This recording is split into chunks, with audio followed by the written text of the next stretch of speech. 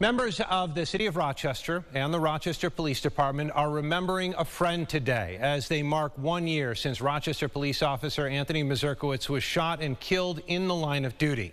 RPD has told us the police detail on the street that Mazurkiewicz was a part of was investigating a deadly gang war in Rochester at the time of the shooting. Mazurkiewicz and 3 other officers were posted in the area of Bauman Street and Laser Street July 21st of last year when a suspect hiding in a bush approached their vehicle and opened fire. Out of this tragedy, a year later, Rochester's Police Chief David Smith says the department has grown closer. Natalie Kutchko spoke with Chief Smith today and shares more on how officers continue to honor Mazurkiewicz's life while still working to move forward. Natalie. The ambush attack sent shockwaves throughout our community and the country. As RPD Chief David Smith describes, there's no reset button and says the department has further focused on the priorities of mental health and officer safety. I can remember exactly where I was, when I got the phone call from my deputy chief. I remember, turning on the radio to listen. I remember the drive in. I remember everything from the scene. For Rochester Police Chief David Smith, July 21st, 2022 remains fresh in his mind and the same for his colleagues. Officer Anthony Mazurkiewicz was shot and killed in a police investigation on Bauman Street alongside his partner, Officer Sino Sang. A year later, I still don't know if all of us have.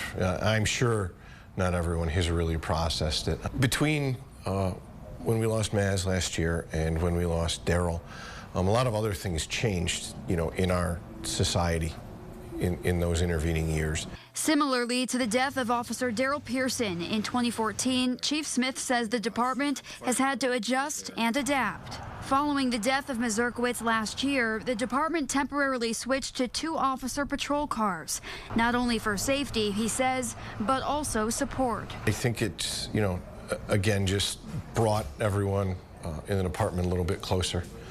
The realization is out there that, lightning can strike twice. It did. And I think it also brought to light the fact that, it could happen again. Inside the public safety building, a plaque is now installed in Mazurkiewicz's honor in memoriam. And I think this really brought that to the forefront, that there is no reset button. Just because we have an officer killed in the line of duty doesn't mean we're now good for a certain time period. There's no reset, there's no period of grace. This is 24/7, it continues. And Chief Smith tells us Sino Sang, Mazurkiewicz's partner who survived the shooting, remains in recovery at this time. The chief says he hopes to return to RPD's tactical unit in the future. In the studio, Natalie Kutchko, News 8. Thank you, Natalie. Several other officials shared statements honoring Officer Mazurkiewicz, including Rochester Mayor Malik Evans. As for the man accused of killing Officer Mazurkiewicz, Kelvin Vickers, he's currently awaiting trial set for this September.